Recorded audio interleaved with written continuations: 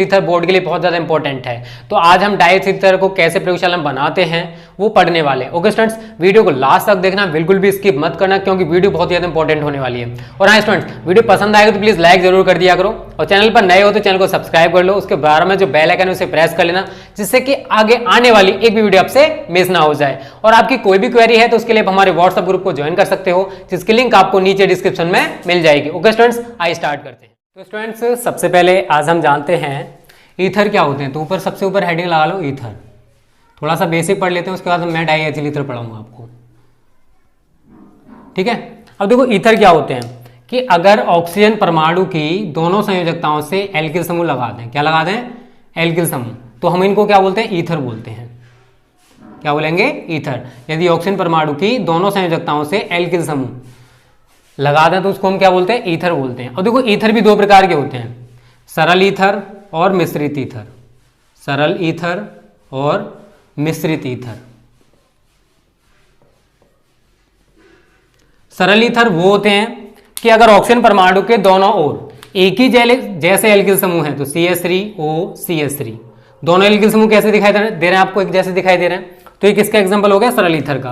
और मिश्रित में क्या होता है, दोनों अलग अलग होते हैं। तो CH3O यहां पर कुछ और हो सकता है। तो यहाँ पर एल्किल समूह दोनों कैसे भिन्न भिन्न। तो अगर समान एल्किल समूह है तो उसको हम क्या बोलते हैं, सरल ईथर। और अगर भिन्न भिन्न एल्किल समूह है तो उसको हम क्या बोलेंगे, मिश्रित ईथर। थोड़ा सा बेसिक हो गया ईथर का। उसके बाद हमारा जो इंपॉर्टेंट टॉपिक है जो चलने वाला है वो है डाइएथिल ईथर। तो इसके बाद हेडिंग लगा दो डाइएथिल ईथर। ठीक है, डाइएथिल ईथर। थोड़ा सा इसका ही बेसिक जान लेते हैं डाइएथिल ईथर का। तो इसका अणुसूत्र जो है वो होता है C2। स्ट्रक्चर लिए, ठीक है ना, वैसे लिखोगे तो ये हो जाएगा C4H10O। अणुसूत्र की बात करें तो कितना होगा, C4H10O। और अगर हम इसके संरचना सूत्र की बात करें, संरचना सूत्र इसका क्या होगा, C2H5 सिंगल बॉन्ड O और C2H5। देखो वही है, C कितने हमारे पास 4 है, H कितने 10 है। तो अणुसूत्र तो C4H10O होता है लेकिन संरचना सूत्र इसका क्या होगा, C2H5 single bond O C2H5। ठीक है, अब इसे देखो IUPAC नाम लिखना चाहते हो तो लिख सकते हो।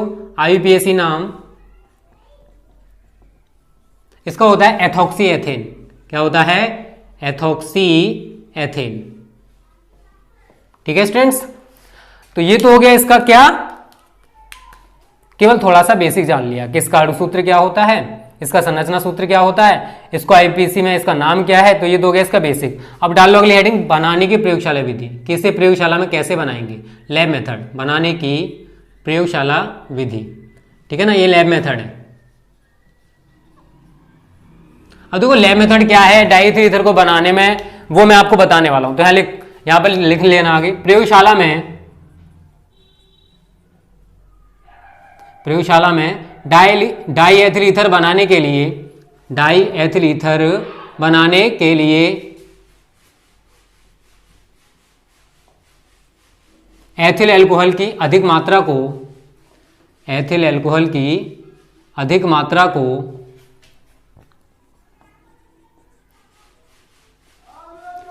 सांद्र H2SO4 के साथ, सांद्र H2SO4 के साथ 140 डिग्री सेल्सियस ताप पर, 140 डिग्री सेल्सियस ताप पर गर्म करते हैं, गर्म करते हैं।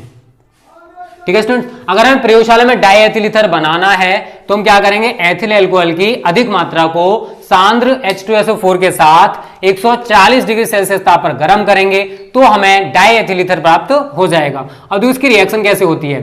तो C2H5OH एथिल अल्कोहल हो गया, H2SO4 तो मैं यहां पर लिखूंगा H सिंगल बॉन्ड HSO4। कोई दिक्कत है, कोई प्रॉब्लम नहीं है। H2SO4 है, कैसा है ये, सांद्र है। कैसा है स्टूडेंट्स, सांद्र। अब देखो होने क्या वाला है, इसका C2H5 इस HSO4 के साथ जोड़ दो तो क्या बन जाएगा, C2H5 HSO4 प्लस उसके साथ साथ क्या रह गया, देखो इसका OH और इसका H, H2 बन जाएगा, जल का अणु। तो इसका नाम क्या है, एथिल हाइड्रोजन सल्फेट, लिख लेना। ठीक है ना, इसका क्या है, एथिल अल्कोहल। क्या है ये, एथिल अल्कोहल। ये क्या है हमारा, एथिल हाइड्रोजन। ये जो क्रिया होगी पहले होगी 100 से 110 पर, कितने पर होगी, 100 से 110 डिग्री सेल्सियस ताप पर।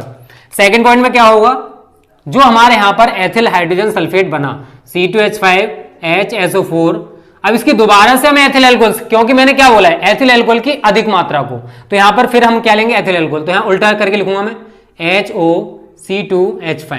यहां पर टेम्परेचर हमें कितना रखना है, 140 डिग्री सेल्सियस हीट करेंगे। तो देखो होने क्या वाला है, इसका HSO4 और इसका H क्या बन जाएगा, H2SO4 बन जाएगा, और इसका C2H5 इसके OC2H5 से जुड़ जाएगा, तो क्या बनेगा C2H5OC2H5 प्लस H2SO4। तो स्टूडेंट्स यही है हमारा डाई एथिल ईथर। यही क्या है, डाई एथिल ईथर, जो कि हमें बनाना था। ठीक है, ये तो केवल केमिकल रिएक्शंस होगी कि प्रयोगशाला में हम डाई एथिल ईथर कैसे बनाएंगे। अब इसका डायग्राम सहित, डायग्राम के द्वारा इसे मैं समझाने वाला हूं। पहले इसका स्क्रीनशॉट ले लो, उसके बाद प्रयोगशाला में कैसे बनाते हैं वे डायग्राम मैं आपको बताने वाला हूं। ओके स्टूडेंट्स, अगर वीडियो पसंद आए तो लाइक जरूर कर देना, वीडियो को ज्यादा से शेयर करना, जिससे कि और भी स्टूडेंट्स इसका फायदा उठा सकें। ओके, स्क्रीनशॉट ले लो इसका।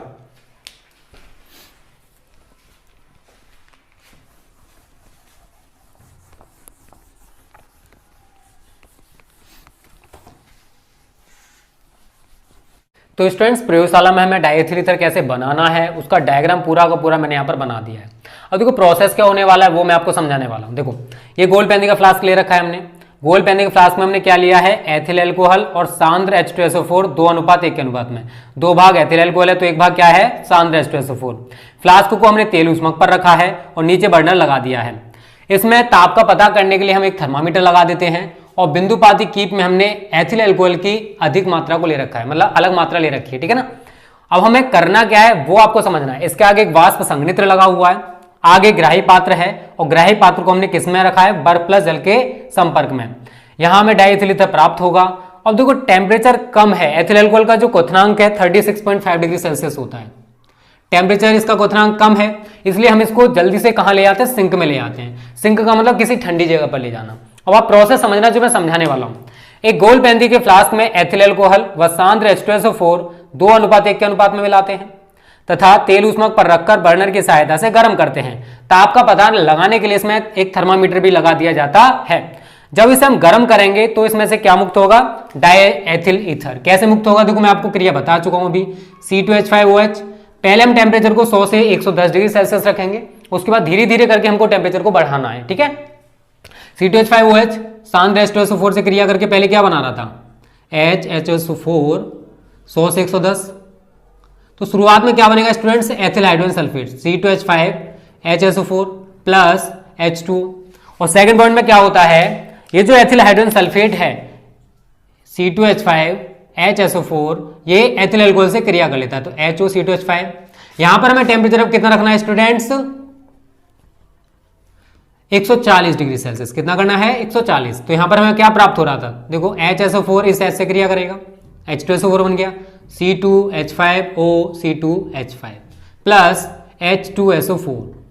अब समझना, हमने थर्मामीटर में टेम्परेचर देख लिया कितना रखना, शुरुआत में 100 से लेकर 110 डिग्री सेल्सियस। ऐसा करने से क्या होगा, एथिल हाइड्रोजन सल्फेट बनेगा। फिर हमें धीरे धीरे करके टेम्परेचर को कितना ले आना है, 140 डिग्री सेल्सियस पर ले आना है। जब टेम्परेचर 140 डिग्री सेल्सियस हो जाएगा तो ये आपस में क्रिया करके क्या बनाएंगे, डाई एथिल ईथर। क्या बनाएंगे स्टूडेंट्स, डाई एथिल ईथर। और डाई एथिल ईथर की वाष्प को हम कहां भेजेंगे, वाष्प संघनित्र में। इसका काम क्या है, उस वाष्प को ठंडा करना, और वाष्प ठंडी होकर ग्राही पात्र में एकत्रित हो जाती है। इस ग्राही पात्र को हमने ठंडे जल के संपर्क में रखा है। क्यों रखा है, क्योंकि डाई एथिल ईथर का क्वथनांक कम होता है, इस वजह से हमने इसको ठंडे जल के संपर्क में रखा है। अब ग्राही पात्र में से हम डाई एथिल ईथर को किसी ठंडी जगह पर ले जाते हैं, जिसको हमने नाम क्या दे दिया है, सिंक। अब देखो होता क्या है, लास्ट में आपको दिखाई दे रहा है कि H2SO4 बन रहा है। क्या बन रहा है, क्रिया के दौरान हमें डाई एथिल ईथर तो मिलेगा ही मिलेगा, लेकिन H2SO4 भी इस फ्लास्क में रह जाएगा।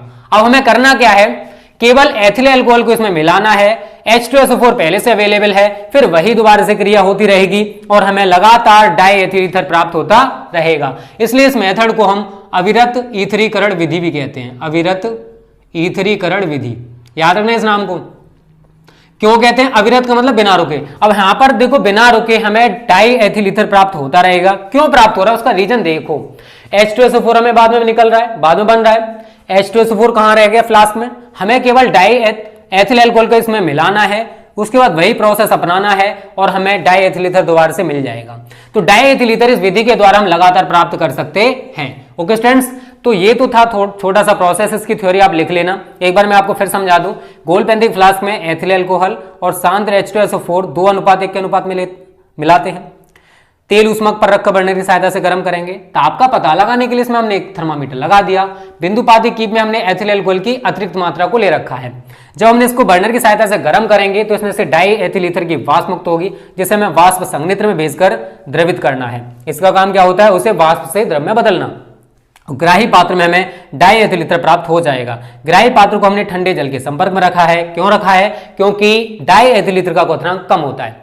उसके बाद हम यहां से इसे कहां ले जाते हैं? किसी ठंडी जगह या सिंक को, ठीक है ना। क्यों? क्योंकि इसका क्वथनांक कम है। अब देखो हमें H2SO4 लास्ट में मिल रहा है। उसके बाद हमें क्या करना है? केवल बिंदुपाती कीप से एथिल अल्कोहल को मिलाना है। H2SO4 पहले से इसमें अवेलेबल है और हमें दोबारा से डायएथिल ईथर मिलता रहेगा। इसलिए इस मेथड को हम लोग क्या बोलते हैं? अविरत ईथरीकरण विधि।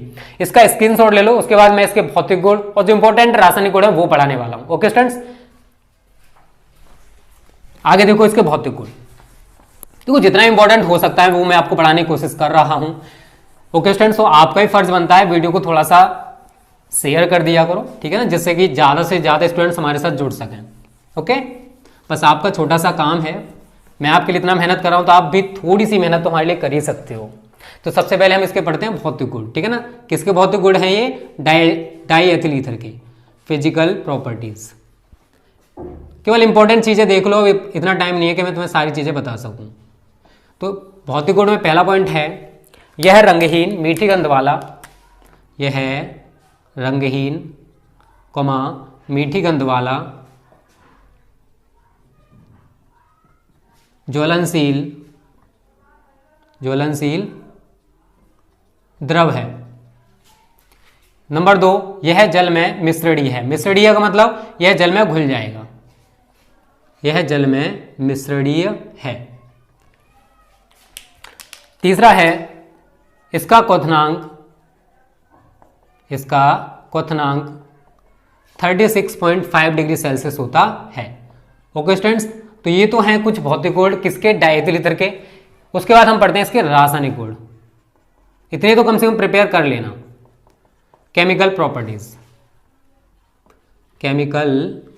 प्रॉपर्टीज।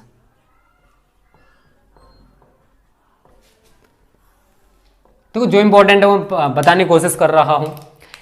पहली है नंबर 1, PCl5 से क्रिया। डायएथिल ईथर PCl5 से किस प्रकार से क्रिया करता है वो मैं आपको समझाने वाला हूं।